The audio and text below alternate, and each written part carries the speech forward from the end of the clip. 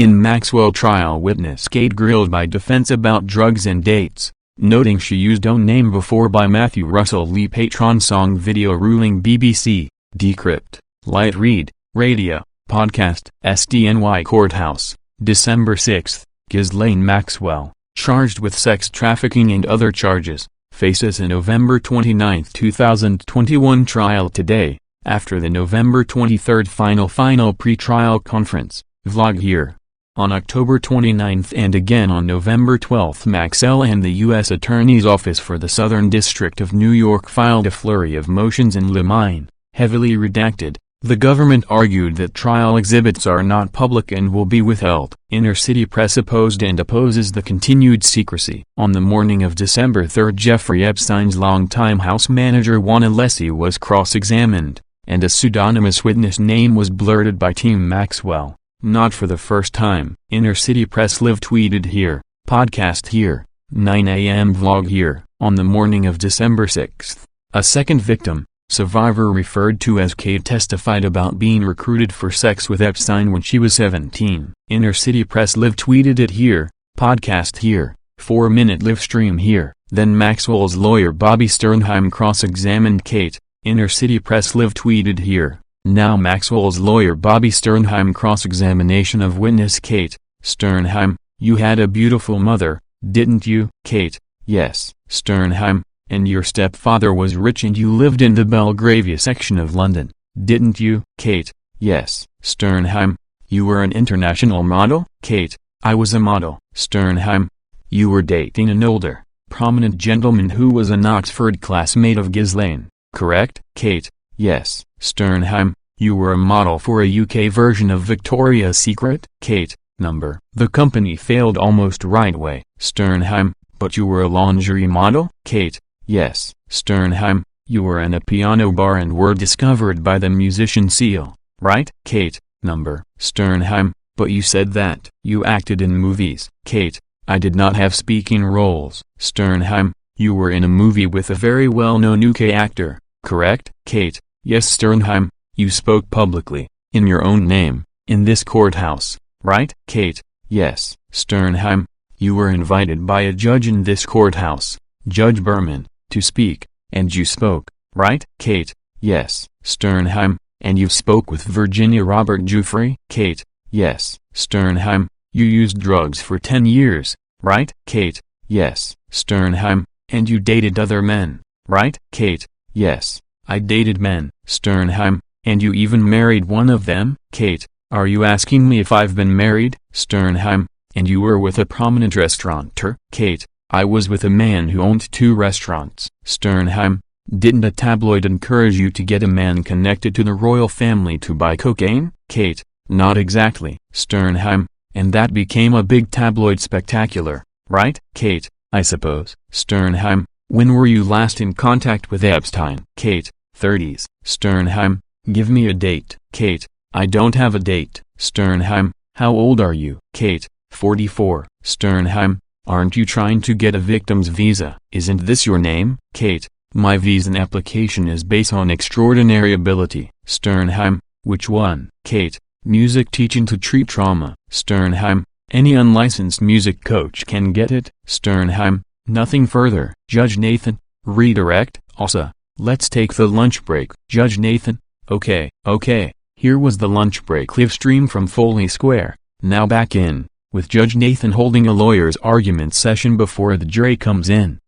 Maximum Maxwell live stream midday edition, trial day 6. Kate, here, okay. The jury is finally back in, for redirect of still pseudonymous witness Kate, staring with her award from the Epstein Victims Fund. Next U.S. witness, Patrick McHugh of J.P. Morgan Chase. I'm an officer of the firm. I can speak to who is authorized to access accounts and the like. Assistant U.S. Attorney names a slew of financial exhibits and calls them public exhibits. We'll see when we get access to them. Watch this feed. Pending getting all these exhibits, the current one shows a wire transfer involving Epstein and Ghislaine Maxwell for $7,400,000, JPM Chase and Boney Mellon. Now JPM's McHugh is being asked about helicopter purchase. The exhibits as shown on the screens are blurry, We'll have to wait to get access to legible copies. Maxwell's lawyer: this document doesn't show who approved it, right? McHugh: yes, the statement does not. Next witness is FBI's Ms. Kelly McGuire, Special Agent. Also, what is this? Agent McGuire: the front view of the resident, at 9E 71 Street. When there was no response, we forced our way in. Also, did you come across the massage room on the 3rd floor? McGuire: we did. This photo, 902R, is the entrance to the massage room. Also, and 903R, McGuire: it's the massage room. The pictures on the wall are redacted. In the public exhibit. McGuire is done. Judge Nathan asks if the U.S. has a short witness for the next 10 minutes. Now starting. Another FBI agent. Also, does each FBI investigation have its own number? Agent: yes. Also, did you review CDs in 2020? Agent: yes. With Amelia Young. Also, we offer into evidence this photo of Jeffrey Epstein and Ghislaine Maxwell. Judge Nathan: we'll break for the day. Jurors: have a good night. Counsel: anything we need to take up? Maxwell's lawyer: we object to the photo of our client lying on a boat. Coverage will continue. This followed a December 4th letter emphasizing that it has redacted the exhibits from this letter entirely to avoid publicizing photographs which may not be exhibits at trial. This is not done by the SDNY prosecutors in all cases, far from it. As simply one example, in the prosecution of a Honduras drug trafficker and friend of outgoing Honduras President Juan Orlando Hernandez, photos were included in public filings that were never used in the trial of U.S. v. Giovanni Fuentes Ramirez. Story with SDNY filing and photos here. So this secrecy is a choice by Dodge. What will Judge Nathan do? Inner City Press has launched #Maximum Maxwell and Mystery. Bonus #court case cast coverage will continue. More on Patreon here. On November 23rd there was a final pre-trial conference and Inner City Press live tweeted it here. Podcast here. Likewise, Inner City Press opposes censorship by the UN, which after it asked why UN Sec General Antonio Guterres, head of partnerships Amir Dossal was on the board of Maxwell's Terramar Foundation, was roughed up and banned from the UN. Summary here. Quinn Emanuel lawyer's letter Q&A here. Now this, a petition, submitted Monday to the United Nations Working Group on Arbitrary Detention, filed by international criminal lawyers François Zimre and Jessica Feinl on behalf of Maxwell's 3 sisters and 3 brothers, arguing to Maxwell's partners at the UN that Maxwell's abnormally rigorous lockup conditions at the Metropolitan Detention Center in Brooklyn are horrific, and thus unlawful and discriminatory. The petition asks the UN to call on the U.S. government to release Maxwell pending trial and to urge an independent investigation into her arbitrary detention. This while the UN active covers up its own peacekeepers' child rapes. This is ghoulish. On November 15th, Judge Nathan held a conference about jury selection. Inner City Press live tweeted here, and podcast here. On the morning of November 16th, Judge Nathan questioned prospective jurors. Inner City Press live tweeted here, podcast here. November 16th afternoon here. Late on November 16th it emerged that Judge Ali Nathan is being nominated for elevation to the Second Circuit Court of Appeals by Senator Chuck Schumer. She said, "If I am nominated I will continue to do my day job, which means presiding over this trial until completion and handling the hundreds of other civil and criminal matters on my docket." So it appears she would complete the Maxwell trial, but any sentencing? Would she follow 2D Circuit Judge Richard J. Sullivan in keeping some SDNY cases? As noted, Judge Sullivan is still rightly allowing call-in lines to in-person cases. Here, podcast here. Watch this site. On November 17th, jury selection continued with questions of seized phones, jail conditions, and the death of Epstein. Inner City Press live tweeted here, podcast here.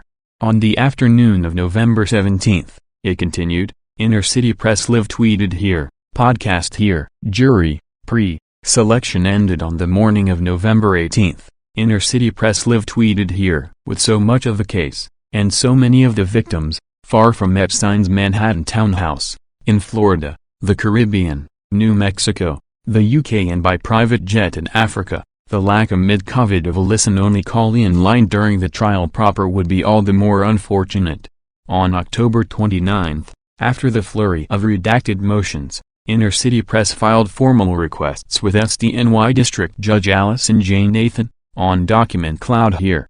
On November 12, while Maxwell and Dodge still redacting and a notice that after 50 people, no more would be admitted even on November 15, Inner City Press filed again. This time, both letters were docketed, appreciated, but denied. Letter on court listener here. Endorsed letter as to Ghislaine Maxwell addressed to Judge Allison J. Nathan from Matthew Russell Lee, dated October 29, 2021, re. Timely opposition to blanket requests to seal portions of motions in limine, trial exhibits, public access. Endorsement. The court received the attached letters via email. This district no longer permits public access by telephone for in-court criminal proceedings, including trials. The memorandum can be found here. The court's public access orders for all proceedings in the case can be found here. The court has implemented a procedure for docketing filings with proposed redactions and is ruling on the proposals as expeditiously as possible. CDKT, number 401, so ordered. Signed by Judge Allison J. Nathan on November 12, 2021. Earlier on November 12,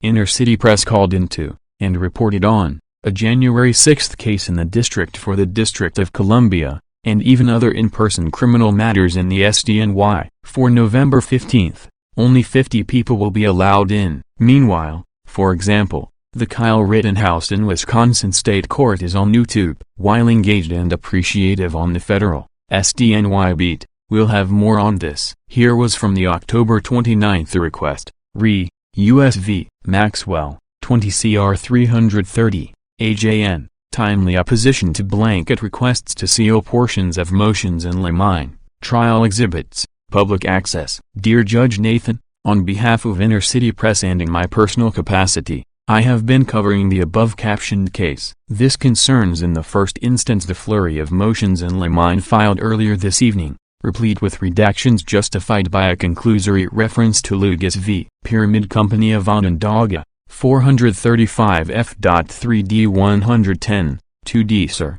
2006. The government's justifications for redaction, docket number 399, docketed at 10:06 p.m. on Friday, October 29, cites Lugas then says the government also seeks sealing of trial exhibits, which are not public. Inner City Press immediately opposes this. As one example within this motions of limine, the government has redacted the entirety of its argument X, even the title and the page number. And as to trial exhibits, see for example Judge Jed S. Rakoff's order in U.S. v. Wigand, 20 CR 188, JSR. Here, there, Judge Rakoff ordered the U.S. Attorney's Office to make trial exhibits available to the public at large. While this was done, belatedly, in U.S. v. Parnas, it was refused in the current U.S. v. Cole. It cannot be refused in this case. Also, Inner City Press understands that the listen-only call-in telephone lines available so far in the case, there may be an attempt to discontinue them. The court should take judicial notice of continuing COVID-19 issues, including people's understandable concerns about congregating even in so-called overflow rooms. Be aware that the District for the District of Columbia still allows public phone access to all criminal proceedings, even those held in person. That should happen here. The loss of First Amendment freedoms, even for a short period of time, unquestionably constitutes irreparable injury. Elrod v. Burns, 427 U.S. 347, 373, 1976. Inner City Press will cover the trial, and all that comes before and after it. Court case cast and Song I, Song 2, Song 3, 5th Song, November 27th Song and now December 4th Song. On October 18 the U.S. Attorney's Office opposed the request, saying that the voir dire questions should be asked by Judge Nathan, and that there should only be sidebars on sensitive questions such as those that relate to sexual abuse and media exposure. Full letter on Patreon here. In a conference on October 21 on that as scheduling issues, Judge Nathan denied the request to seal. Inner City Press live tweeted it here. Podcast here. On October 22 the draft jury questionnaire was unsealed and Inner City Press has immediately published it on its document cloud here, including have you or a family member ever supported, lobbied, petitioned, protested, or worked in any other manner for or against any laws, regulations, or organizations relating to sex trafficking, sex crimes against minors, sex abuse or sexual harassment. Photo here. After the death of Jeffrey Epstein in the MCC prison, on July 2, acting U.S. Attorney for the SDNY Audrey Strauss announced and unsealed an indictment of Maxwell on charges including sex trafficking and perjury. Inner City Press went to her press conference at the U.S. Attorney's office and asked, "Doesn't charging Maxwell with perjury undercut any ability to use testimony from her against other, bigger wrongdoers?" Periscope here at 23:07. Strauss replied that it is not impossible to use a perjurer's testimony, but how often does it work? At 3:30 p.m. on July 2, Maxwell appeared in the U.S. District Court for the District of New Hampshire, before Magistrate Judge Andrea K. Johnston. Inner City Press live tweeted it here. Also live tweeted bail denial of July 14. Here, in the July 3 media coverage of Maxwell, media all of the world used a video and stills from it of Maxwell speaking in front of a blue curtain, like here. What they did not mention is something Inner City Press has been asking the UN about, as under UNSG Antonio Guterres with his own sexual exploitation issues, exclusive video and audio, it got roughed up and banned from the UN. Ghislaine Maxwell had a ghoulish United Nations press conference, under the banner of the Terramar Project, here. On July 5, after some crowdsourcing, Inner City Press reported on another Ghislaine Maxwell use of the United Nations, facilitated by Italy's permanent representative to the UN official Nikhil Seth and Demir Dossal, who also let into the UN and in one case took money from convicted UN briber Englap Singh, and Patrick Ho of Sefc China Energy, also linked to UN Secretary-General Antonio Guterres. At the Ghislaine Maxwell UN event, the UN Deputy Secretary-General was directly involved. List of some of the participants on Patreon here. Inner City Press has published a phone of Maxwell in the UN with Dossal, here, but the connection runs deeper. Dossal, with 25 years of UN involvement, was on Terramar's board of directors, one of only 5 directors, only 3 not related to Maxwell by blood and name. The directors, Ghislaine Maxwell, Christine Molina Maxwell, Stephen Haft, Christine Dennis and Amir Dossal. Inner City Press is publishing this full 990 on Patreon here. Dossal has operated through the UN Office of Partnership, with Antonio Guterres and his deputy Amina J. Mohammed, here, and the links to the world of UN bribery, including Antonio Guterres through the Gulbenkian Foundation, runs deeper. More to follow. Antonio Guterres claims he has zero tolerance for sexual exploitation, but covers it up and even participate in it. He should be forced to resign, and or have immunity waived. Terramar has been dissolved, even though Maxwell's former fundraiser, Director of Development Brian Urisic still lists the URL on his protected Twitter profile, also here. But now Inner City Press has begun to inquire into Ghislaine Maxwell's other United Nations connections, starting with this photograph of another day's, or at least another outfit's, presentation in the UN, here. While co-conspirator Antonio Guterres has had Inner City Press banned from any entry into the UN for 2 years and a day, this appears to be in the UN Economic and Social Council, ECOSOC, chamber. We'll have more on this, and on Epstein and the UN. Watch this site. The case is US v. Maxwell, 20 CR 330, Nathan. To find out more, please follow the links on screen and in the description. Together, let's make sure justice is served.